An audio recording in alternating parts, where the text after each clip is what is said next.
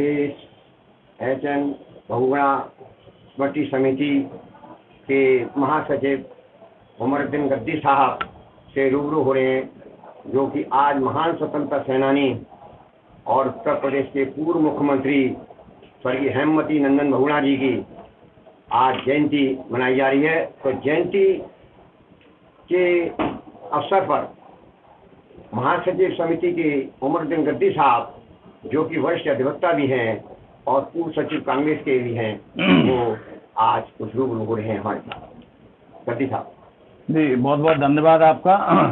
आज इस देश के महान सपूत, महान राजनेता, सेकुलर और गरीबों के लीडर, एक ज़माने में जिन्होंने अपनी राजनीति ट्रेड यूनियन से की थी, श्री एचएन बहुगुणा जी की जयंती हम लोग मना रहे हैं।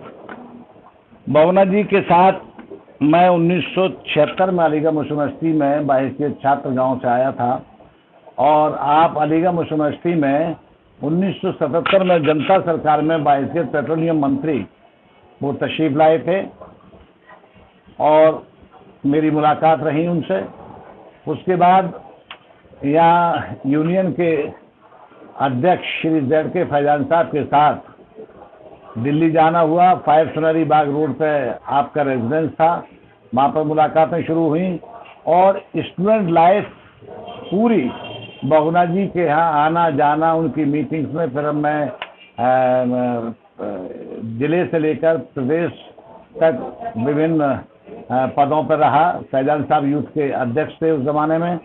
तो बहुगुणा जी को मैंने बहुत ही गौर से ये महसूस किया कि वो एक बहुत बड़े हमदर्द, नेक दिल इंसान थे।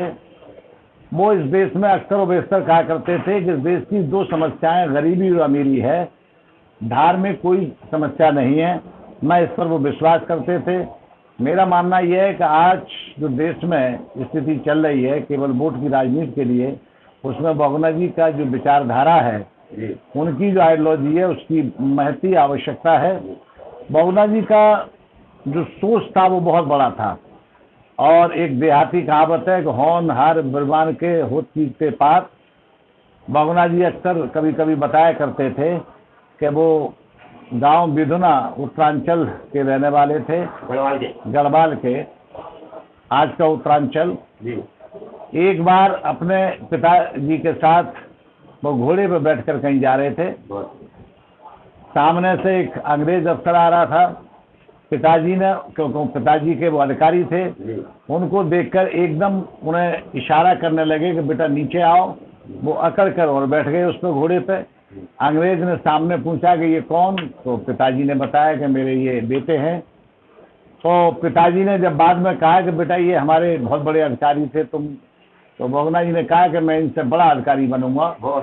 तो ये एक बालक के विचार, वाकई आज अगर उनका जीवन ऊपर वाला और देता है तो इस देश के, हमारी सोच ये है कि वो बेहतरीन प्रधानमंत्री बनते आके। उन्होंने उस समय की प्रधानमंत्री मिसेस गांधी को भी एक ज़माने में परेशानी में मुब्तला कर दिया था। बहुगुणा जी के बारे में कहावत है कि वो राष्ट्रीय चिंतन को अहमियत दिया करते थे। जो आजकल समाज में बिखराव की बातें हो रही हैं, उसके खिलाफ अक्सर व बेशतर बोलते थे, और एक बार बहुगुणा जी से जो मिल लेता था वो फिर उससे दूर नहीं हो पाता था। मैं सिर्फ आज फिर उन्हें खिराज अकीदत पेश करते हुए यही कहूँगा, अलीगढ़ में हमारी यूनिट है और बहुगुणा जी के परिवार ने, खासतौर से बहन रीता जी ने और शेखर बहुगुणा जी ने मुझे प्रदेश में महामंत्री बनाया हुआ है। बहुगुणा स्मृति समिति के प्लेटफार्म पर हम लोगों की मीटिंगें अक्सर बेशतर होती रहती हैं। आज हम उनकी जयंती मना रहे हैं। शाम को फिर लोग मेरे रेजिडेंस पर आएंगे और उनका हम प्रोग्राम करेंगे, और मैं फिर एक बार खिराज अकीदत उन्हें श्रद्धांजलि भेंट करते हुए यही कहूँगा कि आज हमारे देश में व्यक्ति तो नहीं रहता, ये बात सही है, उसकी विचारधारा रहती है। तो हमारे बहुगुणा जी की जो विचारधारा है उसकी महती आवश्यकता है। और आपको एक चीज़ बताऊं कि बहुगुणा जी की ऑफिस में अक्सर व बेशतर एक शेर लिखा रहता था, जो शेर ये था कि बाहर चाहे तो ले जाए हमसे रंगे हयात, हमारा खून जिगर है हर चमन के लिए। ये शेर अपने आप में उनके जीवन को चरितार्थ करता है कि एक लीडर की जो क्वालिटी है, बाहर चाहे ले जाए हमसे, यानी जीवन उनका केवल समाज सेवा के लिए होना चाहिए। तो बहुगुणा जी को मैंने हर एंगल से, हर तरीके से देखा था। आज तक मैं ही नहीं, हजारों लाखों लोग उनके जो सैदाई हैं देश में, प्रदेश में, वो बहुगुणा जी की आइडियोलॉजी के तहत उनको श्रद्धांजलि देते हैं, देते रहेंगे। और ऐसे लीडर की आज इस मुल्क के लिए जबरदस्त जरूरत है। मैं इतना ही कहकर अपनी बात समाप्त करता हूँ। साहब, ये महान स्वतंत्रता सेनानी थे, तो इनको हाँ बताइए। हाँ, मैं ये बता रहा हूँ, आपने प्राइमरी शिक्षा लेकर गढ़वाल से आप तशरीफ लाए थे इलाहाबाद एजुकेशन लेने के लिए। उस समय आंदोलन आज़ादी का अपने उरूज पर था, चरम सीमा पर था। तो आपका